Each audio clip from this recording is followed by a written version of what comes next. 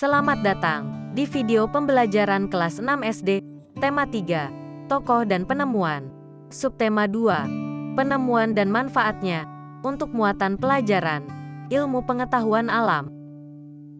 KD 3.4, mengidentifikasi komponen-komponen listrik dan fungsinya dalam rangkaian listrik sederhana. Indikator, siswa mampu menyebutkan komponen-komponen listrik. Siswa mampu menyebutkan fungsi komponen listrik. Tujuan pembelajaran. Setelah menyelesaikan pelajaran diharapkan siswa mampu 1. Menjelaskan apa itu rangkaian listrik. 2. Menyebutkan komponen-komponen listrik. 3. Menggambar rangkaian listrik.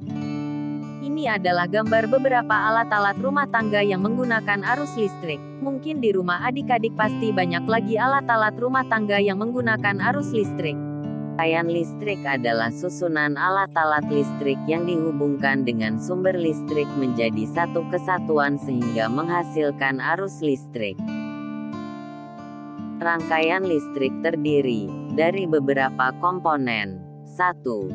Sumber listrik. 2. Konduktor atau penghantar. 3. Alat listrik.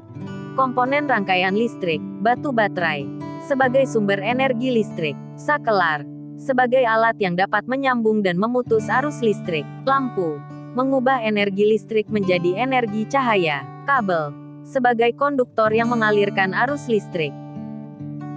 Ada dua jenis rangkaian listrik yaitu 1. Rangkaian listrik terbuka, dan kedua, rangkaian listrik tertutup.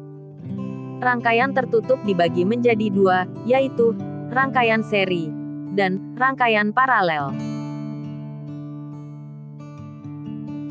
Ciri-ciri dari rangkaian seri adalah 1. Disusun secara seri atau berurutan. 2. Arus listrik mengalir tanpa melalui cabang. 3. Jika salah satu lampu padam, maka lampu yang lain akan ikut padam. 4. Nyala lampu redup, baterai akan lebih cepat habis. Ciri-ciri rangkaian paralel. 1. Rangkaian listrik disusun secara bercabang. 2. Arus listrik mengalir melalui dua cabang atau lebih. 3. Jika salah satu lampu padam, maka lampu yang lain akan tetap menyala.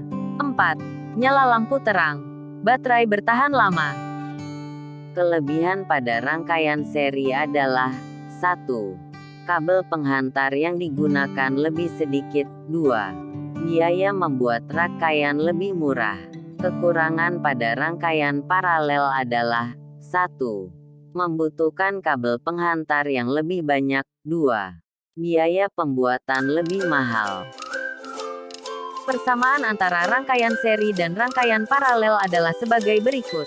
1. Daya dan arus listrik yang dibutuhkan dari kedua jenis rangkaian tersebut sama besar. 2.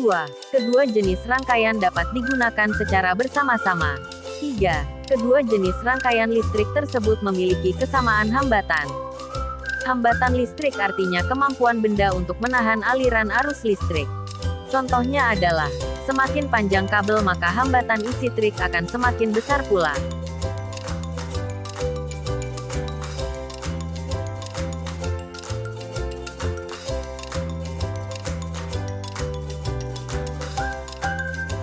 Terima kasih karena telah menonton video ini.